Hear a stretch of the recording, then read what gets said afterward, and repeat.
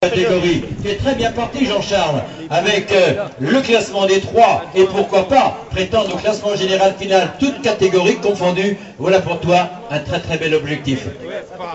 C'était pas prévu, donc je vais réfléchir pour les prochaines courses, on va voir. Très bien. Comment aujourd'hui, la course a eu beaucoup de temps avant de se dessiner. C'est échappé à 5 dans le dernier tour. Vous avez maintenu la pression. Le peloton renaît très fort. Oui, à la fin, on a bien roulé le dernier tour parce que c'est vrai qu'ils étaient pas loin. Bon, j'ai attendu la fin de course, je voyais bien que ça avait du mal à se faire, donc j'ai dû garder pour la fin. Qui t'a pressionné dans le dernier tour? Qui a mis la pression? Sylvain Cheval, Simon Le Guevel, ce sont quand même des anciens premières catégories qui ont un bon niveau. Bah ouais, c'est sûr qu'on se retrouve avec eux devant, c'est super quoi. Moi j'étais déjà content d'être dans les trois, donc j'ai roulé le plus possible. Je vois l'organisateur de Montréal qui te prend en photo actuellement. Tu lui donnes rendez-vous pour dimanche prochain pour la deuxième épreuve alors? C'était pas prévu, donc je vais voir. Qui c'est qui décide? C'est madame? Non, ça sera moi. Oh, il a votre devant, il a le droit de décider. On applaudit le troisième de l'épreuve, l'excellent Jean-Charles Lelièvre du Vélosport d'Orieux. On accueille bonne augure. Oui, c'est de bonne augure pour lancer une nouvelle saison avec un nouveau club Pontivy qui m'a bien remotivé et puis m'a aidé à reprendre goût et reprendre goût au podium aujourd'hui, donc c'est très bien. Qu'est-ce qu'on a dit souvent? Pendant longtemps, on a dit que Simon Le Guevel était appelé à un bel avenir. Tu faisais partie des meilleurs espoirs en Bretagne. Qu'est-ce qui s'est passé, objectivement? Objectivement, ce qui s'est passé, c'est qu'il faut le vouloir être cycliste à plein temps aussi. C'est pas tout le temps évident, il faut avoir le moral. Moi, j'ai choisi le travail et je refuse. Je suis content de ça aussi. Eh bien, voilà quelqu'un qui reconnaît la vérité, en tout cas, qui apprécie ce moment. Et on le savoure avec lui. Bravo Simon Le Guevel. Superbe seconde place aujourd'hui. Atlantique sur l'essor breton, il reçoit les fleurs de son succès sous vos applaudissements. Bravo Sylvain Cheval. Et je pense que ce qu'il va nous dire maintenant va être important, car ça fait bien longtemps qu'il n'a pas remporté une épreuve cycliste, et on le dit souvent, quand le compteur est parti, à partir de là, c'est presque du gâteau, c'est la cerise. Ouais, on va dire que moi j'ai connu première catégorie pendant 10 ans, alors que forcément ça fait le moteur. Ouais, j'ai pas couru trop l'année dernière, j'étais plus trop motivé.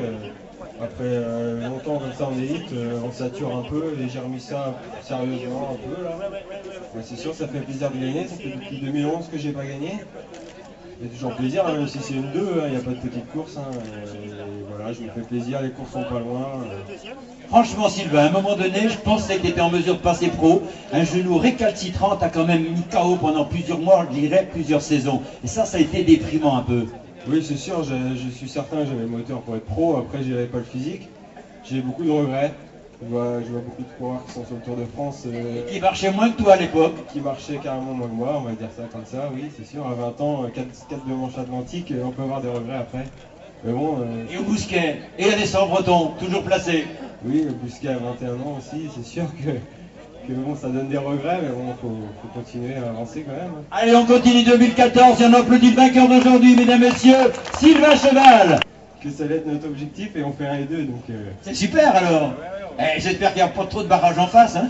Bah on verra, on va se tirer la bourre tous les deux, hein, l'un contre l'autre, ça va être marrant. Lorient Pontivy, c'est déjà un beau duel au départ. Oui, c'est sûr, c'est un beau duel, ils ont une bonne équipe, Hennebon aussi, Hennebon aussi. UCLH, Hennebon a une bonne équipe avec Baptiste Haye. Ça va être du sport. Donc dimanche prochain, Montréac est sur un circuit en ligne qui devrait vous convenir tous les deux à Montréac, dimanche, à Moustoirac le 1er mai et super finale le 8 mai, une perspective excellente. Oui, c'est un beau trophée, des belles courses, c'est sûr que ça va être sympa.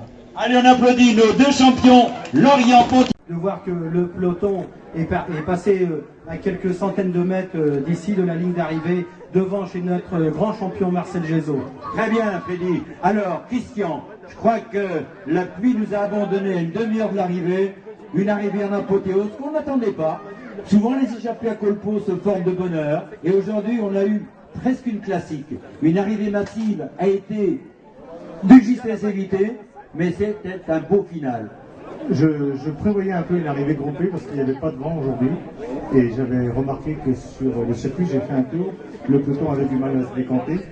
Donc l'arrivée groupée était prévisible, c'est pas le cas, mais ça n'a pas été long à faire. L'explication aussi, à savoir que lorsqu'on a une arrivée comme celle-ci sur un parcours comme celui-là, c'est aussi qu'il y avait une trentaine de coureurs postulant la victoire finale.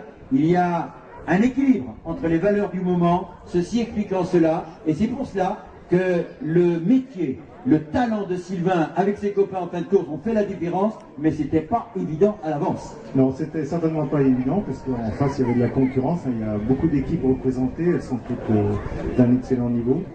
Ça augure d'un bon trophée 2014, hein, je suis certain que les épreuves déjà dès dimanche à Montréal vont être disputées, parce que d'autres coureurs sont friands ont envie de goûter au maillot jaune. Donc, Mais il n'y a pas que le maillot, Christian. Je crois que la dotation que vous offrez, 1000 € au premier, 500 € au deuxième au général, ça fait qu'aujourd'hui, on commence à compter, on se dit, en allant au trophée Job Morvan, on va gagner l'essence.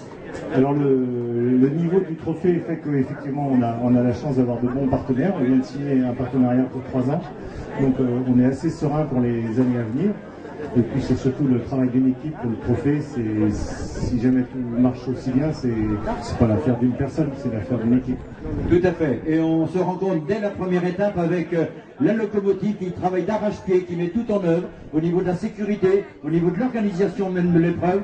Je crois que le moyen que Serge met à sa disposition permet aux autres étapes de concrétiser en quelque sorte. Voilà, avec Serge aux commandes sur la première épreuve, on sait que tout va. Ah, c'est un patron, hein. Ah oui, c'est un patron, comme dans chaque comité il y a un patron. Mais Serge fait très bien les choses ici. C'est une terre de champions, les GESO, et puis plus récemment, on a eu aussi, aujourd'hui je voyais courir les fils de Christian Gégat, Christian qui a gagné de belles épreuves, et entre autres le Panalop à son époque. Non, donc on a toujours plein de coureurs colpéens sur les épreuves, et puis voilà, aujourd'hui il y en a aussi. Voilà, on va pouvoir libérer nos champions.